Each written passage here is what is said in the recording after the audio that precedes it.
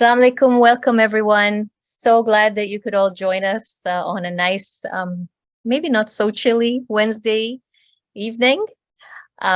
This is a Salaam Foundation initiative, and we are here today to talk about a very important topic, I know, for a lot of people, which is aging with cancer. Before I get started, I'm just going to hand over to the founder of Salaam Foundation, Sajida Habib, to say a few words. Go ahead, Sajida. Thank you, Farhana. Thank you, Shabbir, for taking us on this journey and accepting it. I know how busy you are. Salaam Foundation's inception started during COVID. There were so many needs. We were helping the seniors, women's shelters, food banks, and especially single parents. Our mandate now is for mental health for anyone in need, and especially single parents, children, and we deal with women's shelters and the newcomers. So I will hand it. It's very brief, and if you want any more information, you can contact me or Farhana, and Farhana, you can take it on. Perfect. Thank you so much. So today we're talking about aging with cancer, and our host, sorry, not a host, our speaker, who has kindly agreed to share the vast amount of knowledge that he has, is Dr. Shabbir Alibhai. Dr. Shabbir is a geriatric medicine specialist at the University Health Network and Mount Sinai, is it Mount Sinai or Sinai Health System downtown in Toronto. He's also a clinician, scientist, and a professor in the Department of Medicine at the Institute of Health Policy, Management and Evaluation, and the Institute of Medical Science at the University of Toronto. His research interests are in cancer in older adults, which is perfect for the topic that we have today. And he also has a long-standing interest in religious bioethics at the end of life. It's very, very fascinating, Dr. Shabbir, and I'm so excited for you to be able to carve a little bit of time in what I think I know is your very, very busy schedule. So I really appreciate it.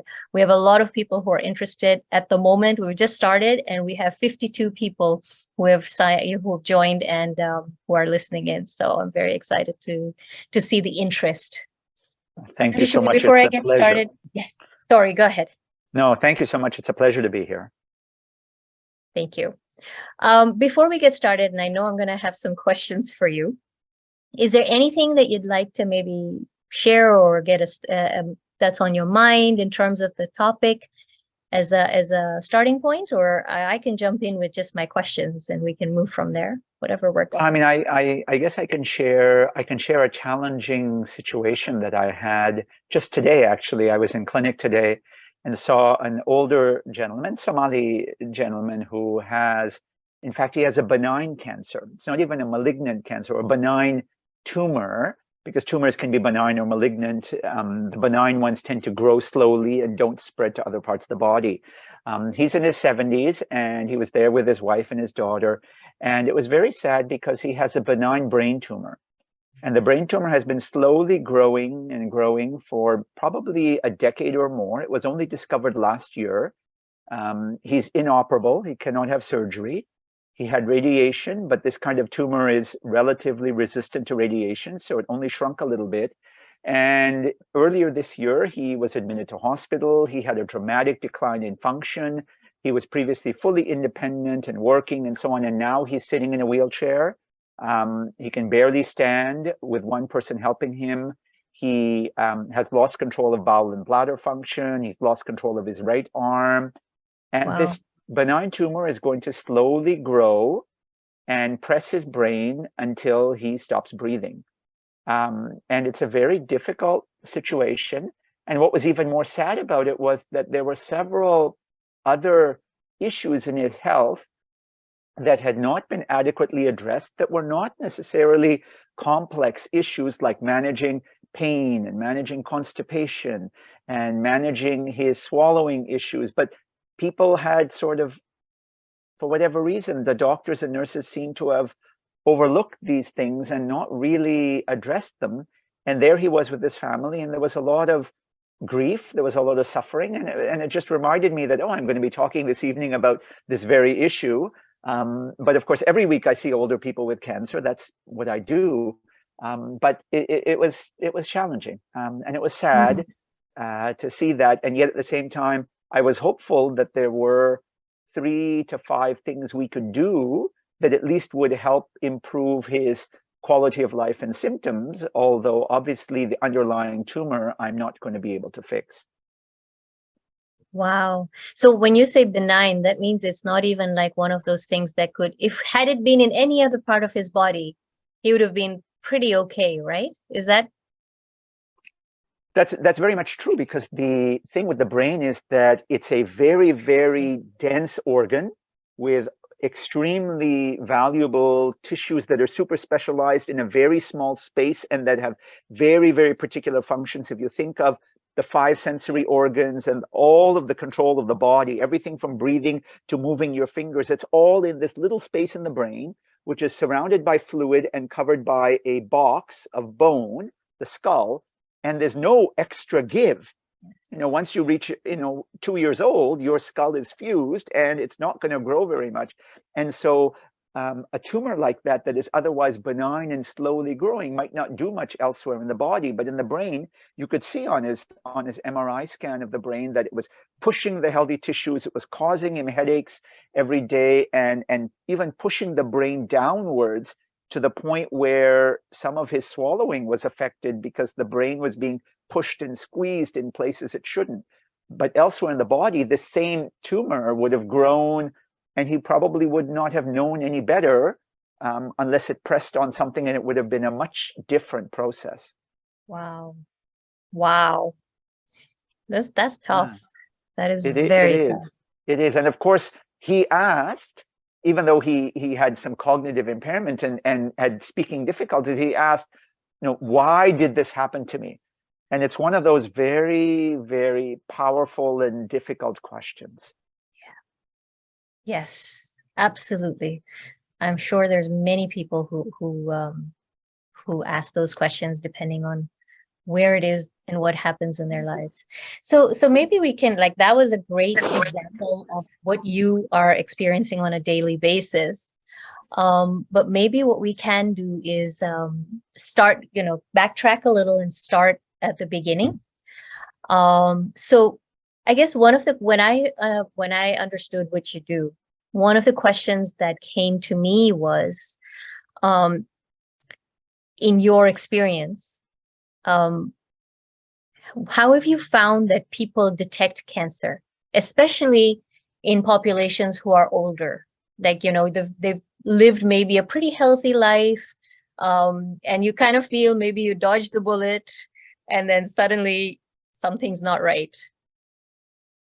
No, great question. And it comes up all the time.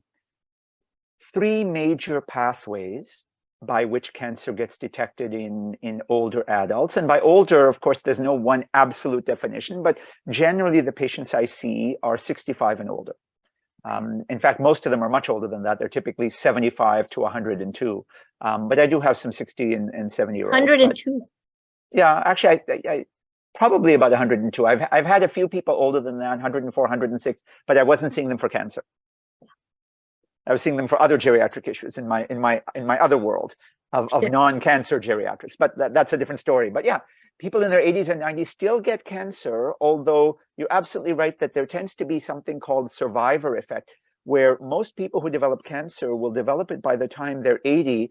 And on a per year basis after that, the rate of finding new cancers does start to drop, because we seem to have identified those people in their late 80s and early 90s who are probably genetically not unique, but they're endowed with a gift of strong genes and good immunity to get to that age. And because of that, they're less likely to develop new cancer. But anyway, so to answer your question, 3 main pathways. One would be in people who are being screened for cancer. And we know that there are 5 major cancers for which there are screening guidelines.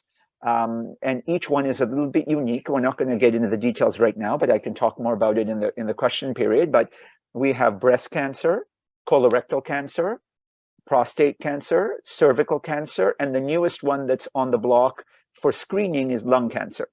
There are a bunch of other cancers, of course, in different parts of the body, everything from pancreas cancer, brain cancer, but these do not have screening guidelines and screening tests that have been shown to pick up cancers in a way that you can make an earlier diagnosis and offer meaningful therapy that changes the course of the disease. And so those 5 cancers may be picked up through screening. People go for a pap smear, a colonoscopy, a PSA blood test, a CAT scan for lung cancer, etc. So that's one pathway. Second pathway is also common, where people are being investigated for something else.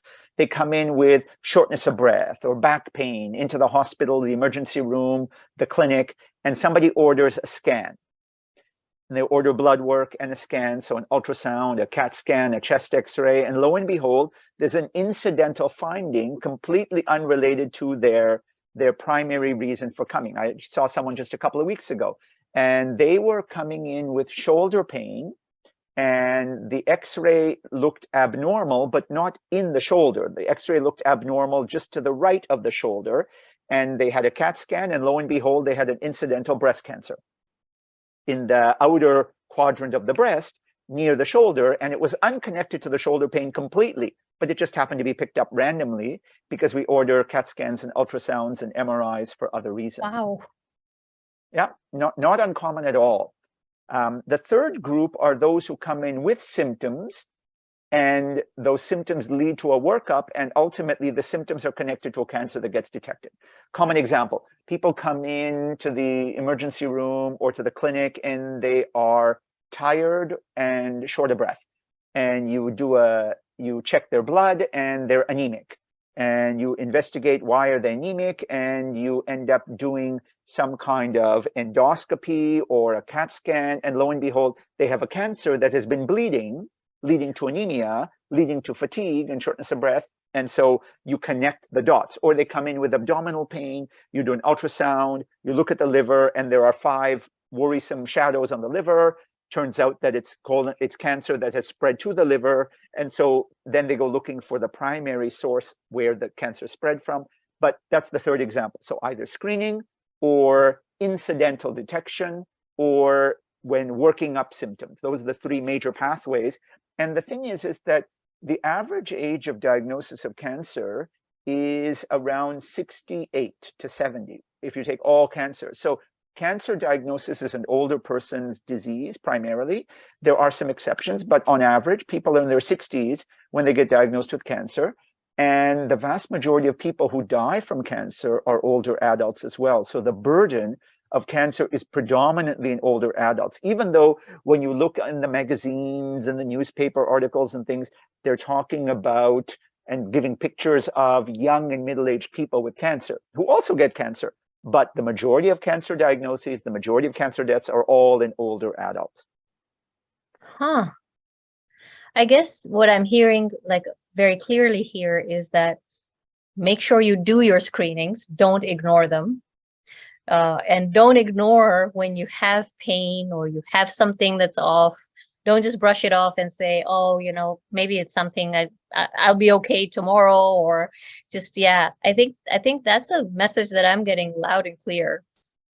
And I absolutely agree with you. I think the challenge for all of us, whether we are patients or doctors or nurses, is sort of when do you jump the gun and say this symptom is worrisome and I should get it checked out? Because everyone will get the occasional day when they haven't had a good night's sleep and they're a little bit tired, or they feel that they're a little more short of breath, or they have a pain somewhere, an ache. And these things, they're often transient, they go away. 60% or more of people have these random symptoms that come and go, last for a day or 3 and disappear, and then they're fine again. And so if it's short-lived for a day or a couple of days and it's not severe, then you can probably monitor it, and if it goes away, great. But if these things are persisting for a week or 2, and even worse, they're getting worse rather than better, it's time to go get it checked out. I think that they're not all going to be cancer. Not even the majority are going to be cancer. But getting these things checked out, at least having a health professional assess and see whether this is something to worry about, keep an eye on, or dismiss, whatever, is an important part of preventative health in ourselves.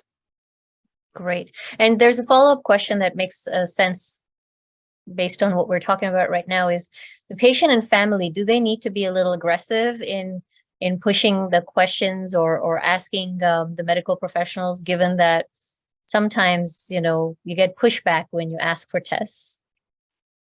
Yeah, absolutely. I think that's a great question. I think there's two parts to it. I'll highlight one part. I'll answer the main question, but families may sometimes need to push older patients because older patients many times have a bit of a fatalistic attitude that I've lived long enough, whatever it is will be, nothing can be done about it, or if something's going to happen, it's going to happen, it's in God's hands.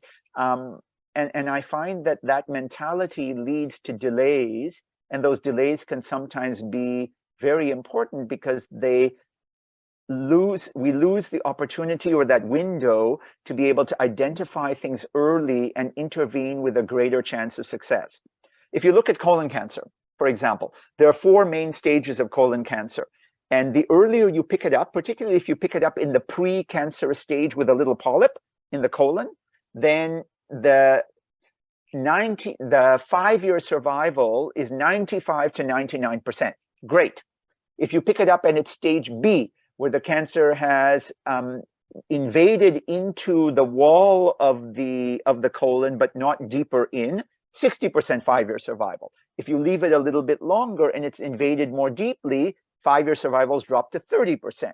And if it's spread elsewhere in the body, 5 to 10%. So these are dramatic shifts, and it's not going to happen over a few weeks.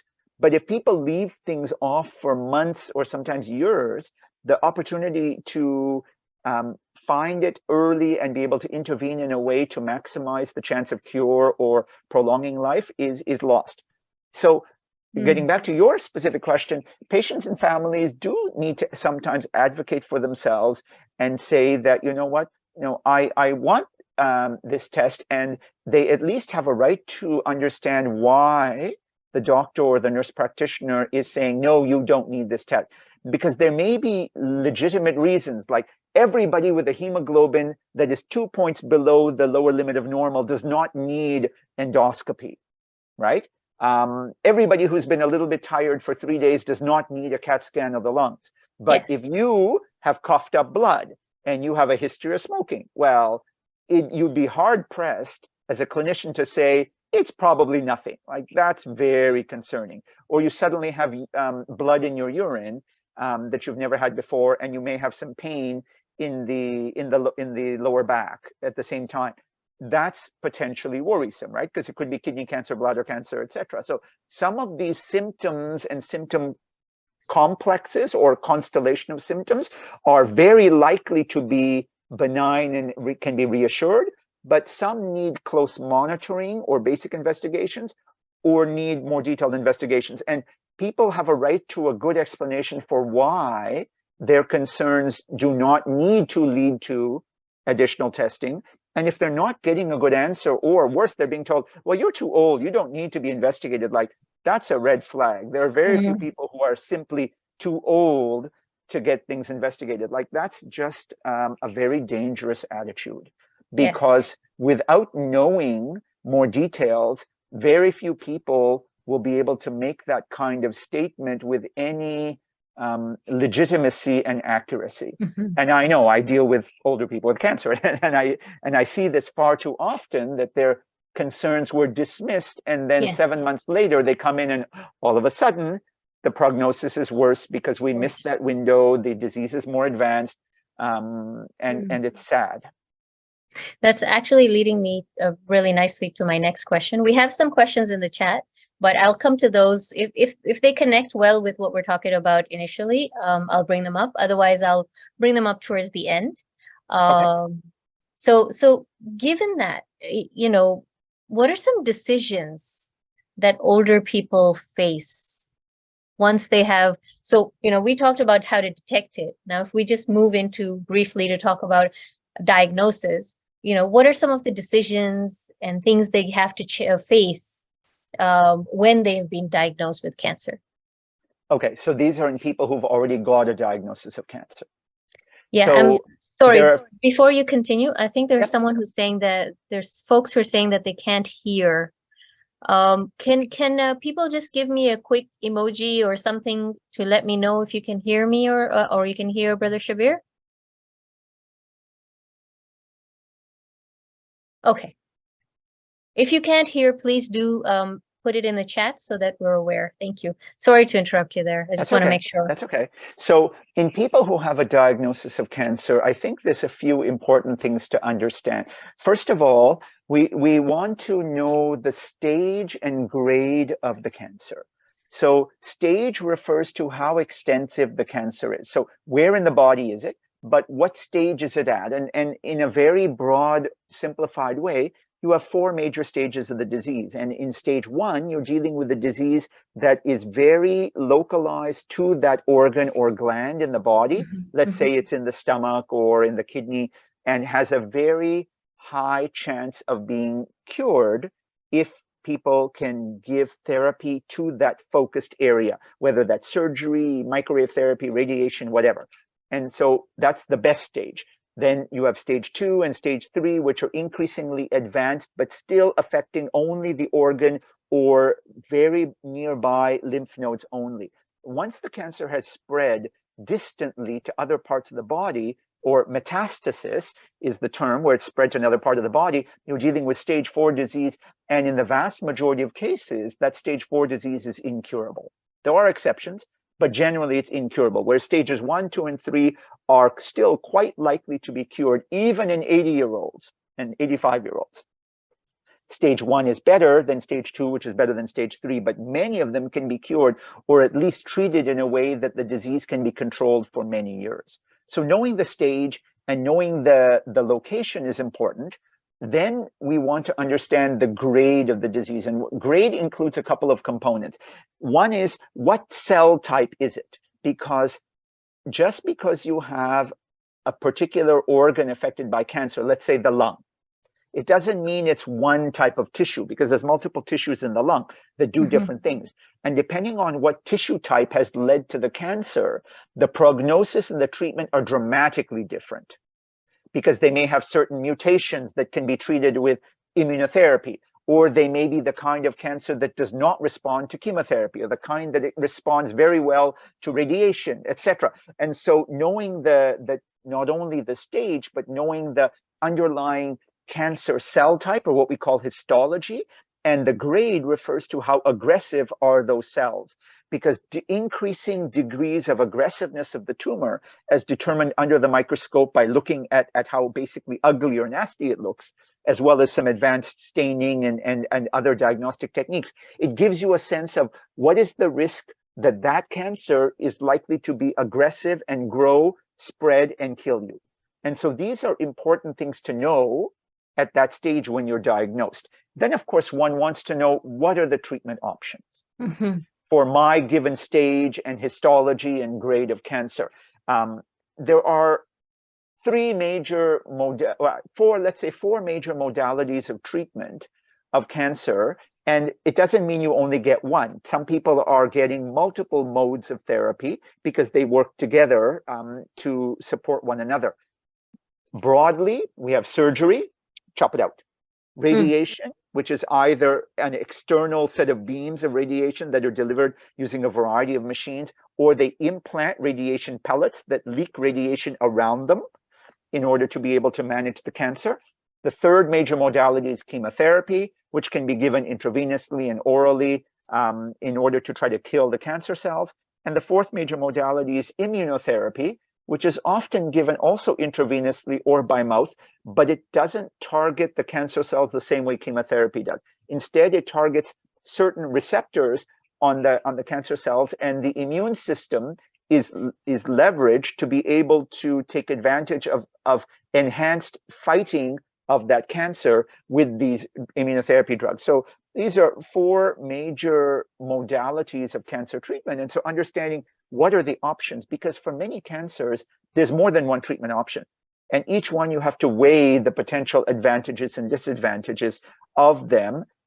And sometimes one treatment modality may have a higher rate of cure, but it comes with more trade-offs, more side effects in the long run, higher risk of death, permanent disability, etc. And so the most aggressive treatment may not always be the best for the person, but until they know their options and know the risks and benefits, you can't really make an informed decision.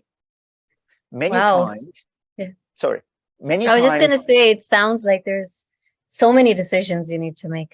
there's a lot. Many times it helps to have a second opinion from a doctor from a different discipline, because you know the adage outside of medicine is if all you have is a hammer, then everything looks like a nail. Yeah. Even in medicine, if you ask surgeons, how would you manage this cancer? They are more likely to offer surgery than a radiation oncologist or a doctor who gives chemotherapy. And everybody knows the same science, but each person has their own take and interpretation of the science and what they would do for themselves, because that's what they know best. And so oftentimes you will want to get a second opinion to make sure that you've gotten enough information to weigh the different treatment options. Once you have a better sense of the prognosis from the cancer, then you need to start thinking about not only, you know, what treatments am I going to have and how am I going to manage the side effects and coping and so on, but if it's more advanced disease, one also needs to start making serious plans about everything from, if you're still working, am I going to start, you know, cutting back? Am I going to need to retire? Am I going to need to take time off work? Do I need to engage in advanced care planning so that everyone knows, do I want to go to the ICU? Do I want to have a do not resuscitate order? If I'm only going to be living 5 years or less, have I got my affairs in order? Have I contacted my family? Have I, you know, made amends with my God? And all these things that are very important to people and may change depending on the aggressiveness of the cancer and the likely prognosis or where treatment is likely to go. So there's a lot to think about. And of course, making sure that you're not going through this journey alone. Is there like a checklist with all these things? There are some checklists out there and some organizations that give you booklets and things about what to ask and what to think about that are good starting points. There's some that say, here's questions to ask your doctor, or here's things to think about now that you have a diagnosis of X. And the Canadian Cancer Society, the American Cancer Society really put out a lot of good materials, and they have a lot of support groups and things, because you're not going to remember everything in one go. No. Even if you write it all down, it's overwhelming. And we know this in the profession. When you tell the patient the C word, you have cancer, and then you talk for another 25 minutes, they're going to remember, I have cancer. And everything else is very hard to remember. The family is there often to help them and take notes, or even tape record the conversation. Nobody uses tape recorders anymore, but whatever, you know, use the smartphone and record it. But these are things that people need to do, and there are guidelines and recommendations for thinking about what to ask and what to think about in the first visit or the second visit as you absorb and digest information. There are support groups. So there are a lot of resources out there, but a lot of people don't access those resources, and they just sort of, whatever the doctor says I will do, or worse, it's like, oh, I don't want to do any of this, and they will just choose not to pursue treatments. Oh, wow. Okay. Is there like a flow of emotional responses that you typically see when someone's getting diagnosed? There's a lot of emotions that come up, understandably. There's fear, sometimes terror. There is anger. It's like, well, I was exercising, eating well, and getting these checks and so on. Why me? Or I'm a strong believer in God, or I'm a spiritual person. Why me? Or I already had cancer, now I'm getting a second cancer. And so there's fear, there's anger, there's sometimes sadness that, you know what, I'm starting to see my own mortality. There's a mix of emotions. There is sometimes also gratitude, because you hear all sorts of stories from patients and their families of how cancer transformed their lives so that they were more able to appreciate the life they had left. Sometimes it was only 1 year, sometimes it was 50 more years, but it changed the way people thought and appreciated what they had. And at the end of the day, without sounding too morbid, we're all going to die. We know that. Sometimes we can have some control over our destiny, but of course, most of it is completely out of our hands. But at the same time, we only get one shot at this life. And so trying to figure out how to navigate through that and make the best of it can be challenging. So people definitely will have that fear, the anger. Sometimes people are overwhelmed and paralyzed and unable to make decisions. They feel overwhelmed.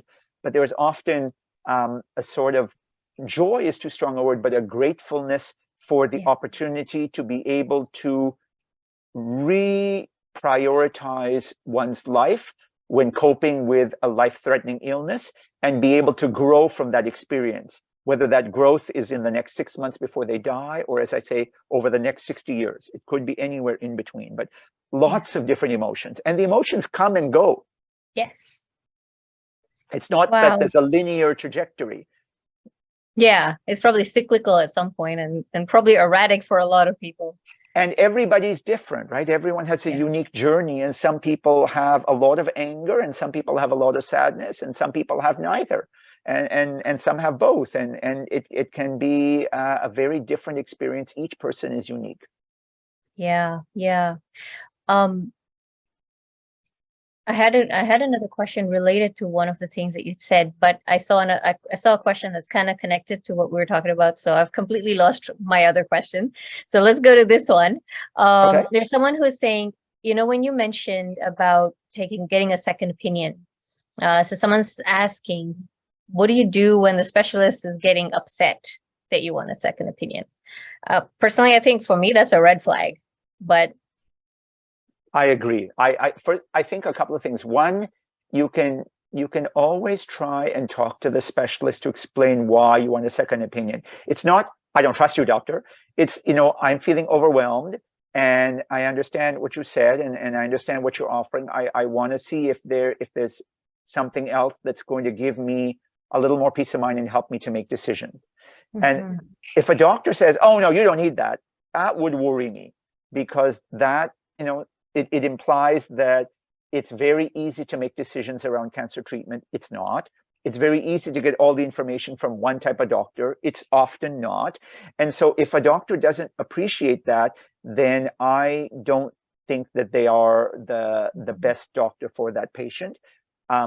If they're not willing to refer for a second opinion, the other thing that often we do is recommend people go back to their family doctors or nurse practitioners, because they have known them for a while and they will understand that person as a whole person, not just you have cancer, like you are the patient who they've worked with for these years, and they will usually be able to get a second opinion. And sometimes that second opinion is from the same discipline. I've had patients who've gone to 2 different surgeons in 2 hospitals and gotten 2 very different opinions about whether they should have surgery.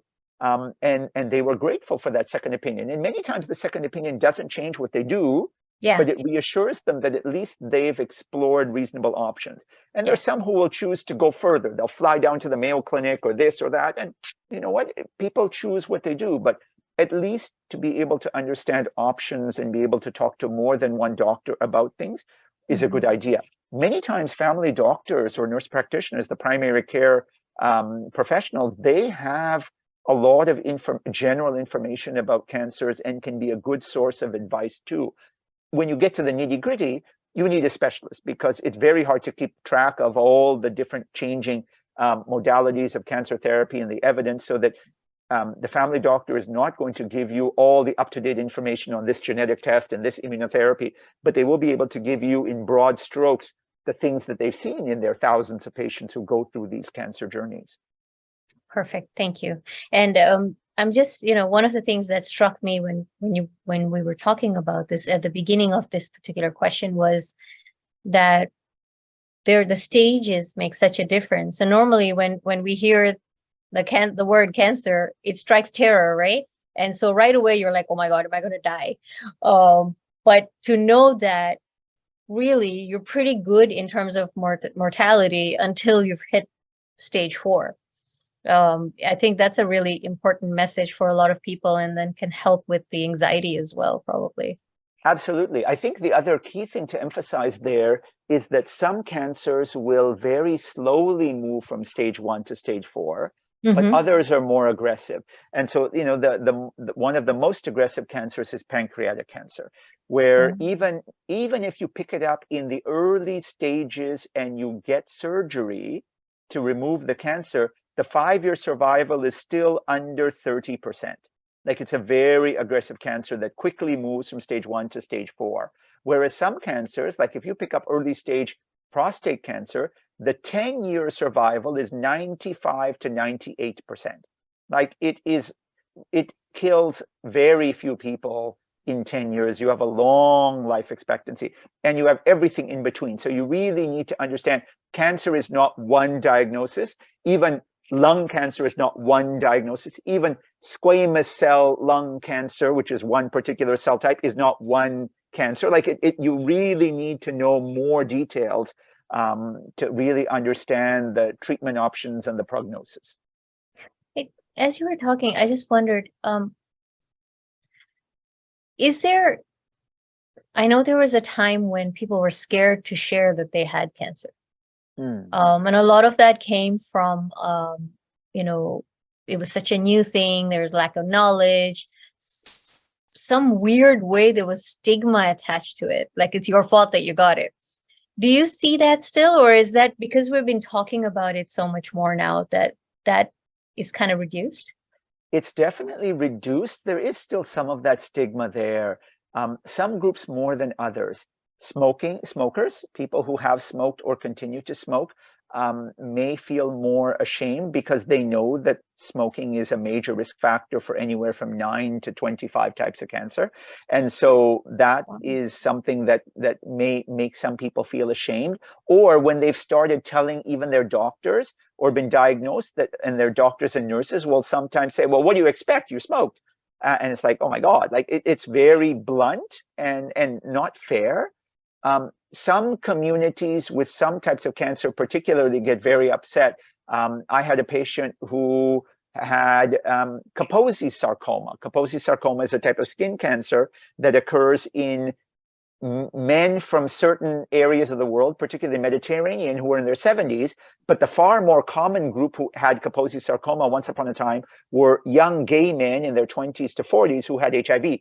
And so if you're an older person diagnosed with Kaposi sarcoma, you may be ashamed because you may think, oh my God, everyone will think that I have HIV and I'm homosexual. I was like, well, no, not at all. But nevertheless, that's the case, that people sometimes think that. I found people who are not born in Canada and come from countries where they did not have as much preventative health care, or they came from developing countries that they did not have as much education. There may be a lot more myths about cancer. There may be a lot of shame.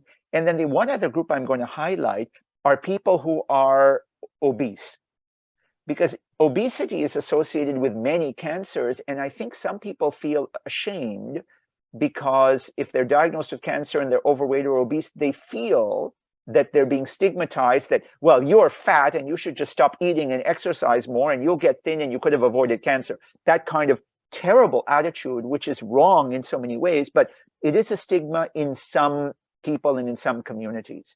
Okay. More and more, though, that stigma is going away.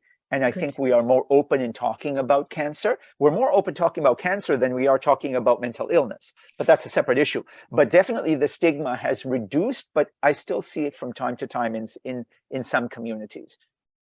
Okay. And rarely in some very religious communities, there is the sense of shame in that, God's punishing me. That doesn't happen much, but I do see that occasionally. Even like individually, that might be something that you might feel that way, right? Absolutely. Absolutely. Yeah. It's one of those feelings. It's part of that why me, right? I never smoked. I didn't drink alcohol. I exercised regularly. And like I thought I, worship God and gave to charity and helped people. And now why did I get this cancer?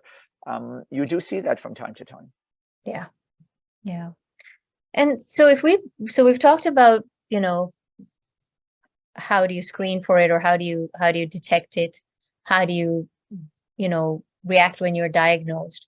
But if we can talk a little bit about the treatment, because I think part of the terror that I think people have is not only having diagnosed with cancer, but the but the severity of the reactions that you get when you are with the treatment itself. So with the older people, are there particular common challenges that you think that they might be facing as they go through treatment? Yeah, absolutely. It's a great question, and we could spend an hour talking about this. In fact, I give an hour-long lecture on this. But let's give some overview or high-level statement. So let's go with the individual cancer modalities for treatment. So surgery. When thinking about surgery, people often worry about the fact that they may die during the surgery, not be able to recover. That risk is very, very low.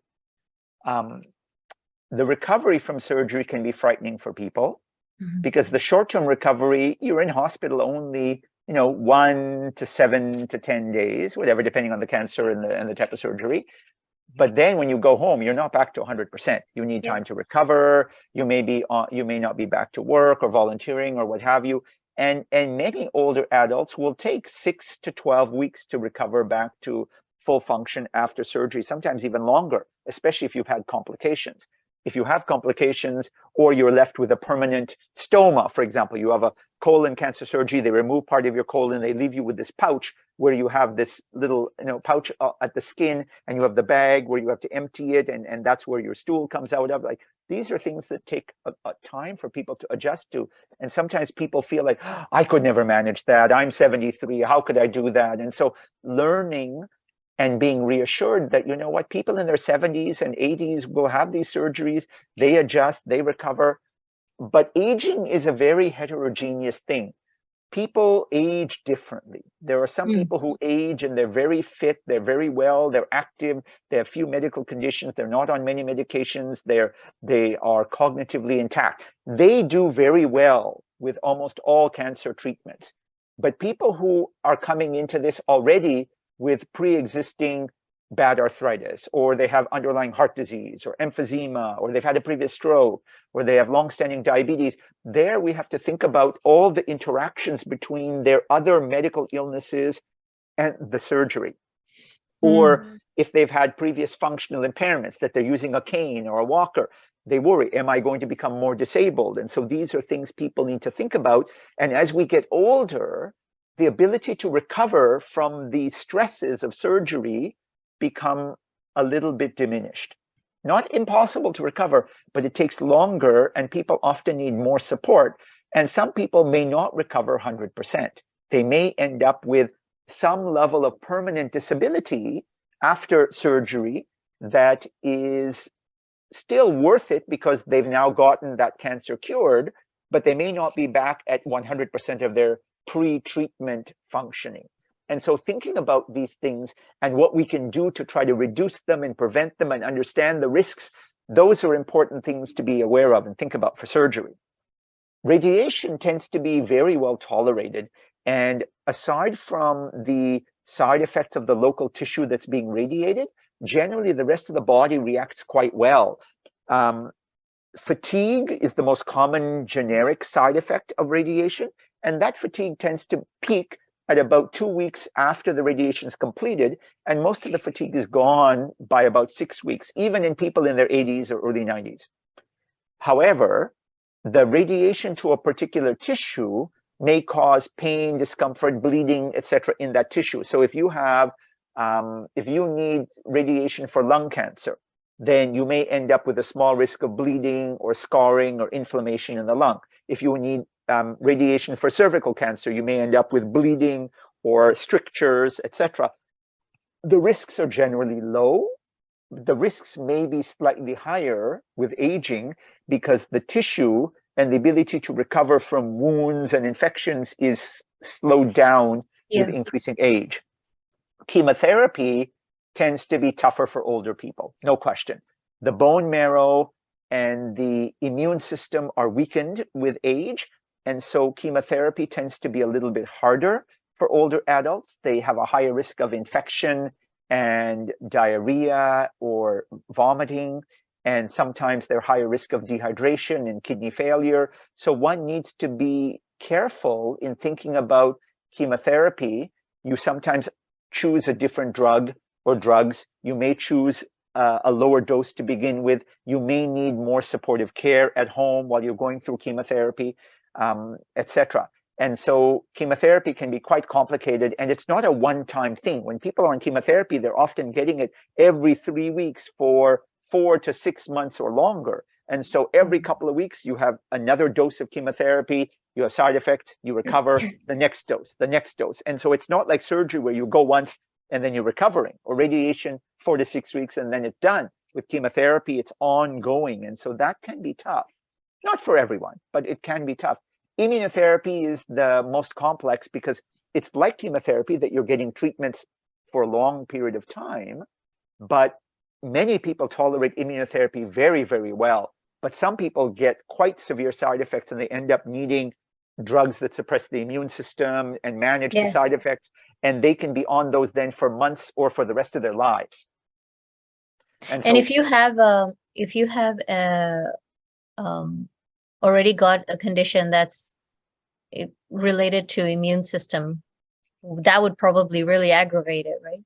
It may well do so. It depends on the particular immunotherapy drug they're getting and the particular immune condition people have. But it can definitely complicate treatments in a number of ways. Any organ system that is already vulnerable, and then you give them a treatment that's going to potentially attack that system, makes it harder. So even if you have a pre-existing history of inflammatory bowel disease, Crohn's disease or ulcerative colitis, and then you end up needing to get radiation to the bowel, the risks of side effects are going to be much higher than if you have a normal bowel to begin with. But because everybody's aging and everybody's immune system gets a little bit more weakened and a little bit more chaotic as they age, immunotherapy tends to be trickier for many people as they get older. But the majority of people still do quite well with immunotherapy. Okay. That's good to know.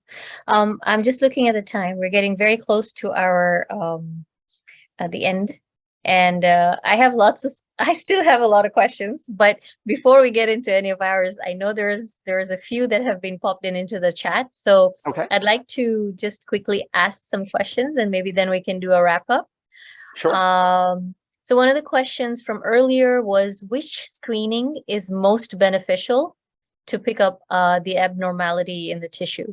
Is it CT or ultrasound or X-ray? Does it depend? There isn't one imaging modality that is best for all tissues, because different tissues are imaged better with different techniques, and it's not always about imaging. Yes. So, for example, solid organs like the liver can be imaged well with ultrasound and you don't have radiation risks. Whereas hollow organs like the colon, the intestines, which are they're tubes, but they're mostly full of gas and stool and so on, they are very poorly imaged by ultrasound and they do better with a CAT scan. Bone is better with a CAT scan, even though it's a solid organ, because of the density. And so it really very much depends. MRI is good for some things, but not others. But also, the screening tests that we use are on the basis of good quality evidence from large trials that have assessed their safety and their effectiveness. And so just because MRI may be able to view the breast better than a mammogram doesn't mean everyone's going to get an MRI, because A, we would never be able to screen everybody for breast cancer with MRIs. There aren't enough machines in the whole country. And B, it would be incredibly expensive. And C, it hasn't been proven to be more effective. And so we need to go with the modality that has been proven. And so going back to colon cancer, one of the most recommended screening tests for colon cancer is the stool test, where you get the stool specimen and you put it on the little piece of paper and you send it off. Cancer Care Ontario sends them out to everybody. I did my most recent one earlier this year because I'm older than age 50, and that's when they start screening. So that's not an ultrasound or a CAT scan or whatever, but it's an immunochemical test of the stool to look for little bits of cancer cells in the stool. So not everything is based on imaging. So it very much depends on what cancer you're looking for in terms of what you start and where you go next. Perfect. And to follow up, because you're talking about, the bowels, there's a question there saying, should a person request a colonoscopy after the age of 65? I think there is an age in Ontario, isn't there? There are guidelines, and the guidelines for colon cancer screening in Ontario are from age 50 to about age 75. And colonoscopy is one option. It is not necessarily any better than other options, but there are a couple of different options. The government of Ontario is not recommending colonoscopy as first-line screening for colorectal cancer, but it is a reasonable option. The reason they're not recommending it is because it's much harder to organize, and there is a small risk with colonoscopy, and there is definitely an inconvenience of all that prep solution and the diarrhea and so on to be able to be ready for the procedure and the discomfort, etc. And so the stool test is thought to be about as good as the colonoscopy, but some of my patients go for colonoscopy as their first line. So if they're age 65, absolutely, it would be reasonable to do it. The risk starts to go up of complications per decade of age. The risks are very small, but they do go up measurably. So age 50 versus 60 versus 70, the risk is going up, but it's a little bit. Once you get into your 70s and up to age 80, at that stage, they're no longer recommending any screening tests for colorectal cancer because the data are not that strong that screening is beneficial at that point. Okay. But we have to differentiate screening from people who are being investigated for possible symptoms. Those are two very different things. Screening is done in healthy people. But if you've had a previous polyp, or you have unexplained anemia or abdominal pain, you're not screening. You are looking for cause. You're doing a workup. That's very different than screening. And so the particular tests that are used change depending on the reason why you are ordering the test. Perfect. Okay, one more question. What is your recommendation for curative treatment, bearing in mind toxicity in the 70+ age group? That's a very technical question. Yes, but it's a very broad question because my clinic is one of about 8 now in Canada that specializes in assessing older adults with cancer to see how fit they are and what the risks are of a given treatment that's being proposed. And we don't take over the cancer care. We provide advice to the cancer specialist around, is the patient suitable for surgery? Is radiation high risk? Can they tolerate chemotherapy? These are the things that we assess. So there isn't one simple answer. What we look at is a couple of things. First of all, are we aiming for cure or are we aiming for palliation? And palliation does not mean everyone's dying, but it means we are not going to eradicate the tumor completely. What we're going to do is we're going to shrink it or control it, hopefully prolong life for a while and reduce symptoms and suffering, but the cancer will eventually come back likely and do harm and may even kill the person. Whereas curative therapy, you are aiming to get rid of it forever. So the first thing is, what is the intent of treatment? Is it for cure or palliation? Because the stakes are different. Then you look at the underlying patient to understand what are their coexisting medical conditions, what are their medications, how's their function, their cognition, their mood, etc., to understand how fit they are to undergo any treatment. And then we ask patients, what are your preferences? What are your goals? Are you trying to live as long as possible? Are you trying to maximize quality of life? Are you terrified of the idea of surgery? And getting a sense of what people want. And then we can give advice on what are reasonable options and scenarios. But most of the patients we see are considerably older than 70.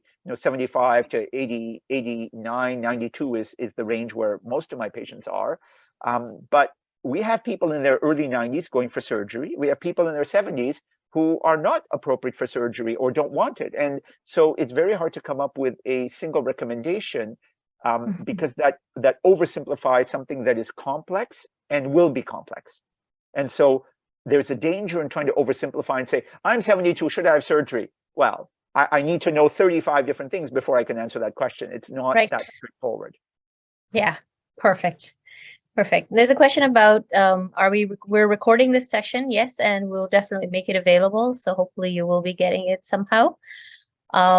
And then so now that I have a little bit of time, I'm going to ask my last question. Sure.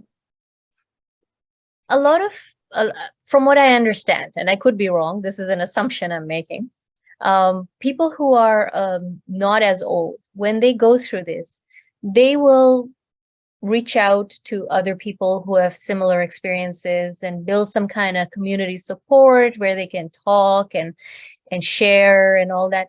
Is that something that you see happening for older adults, and does that help?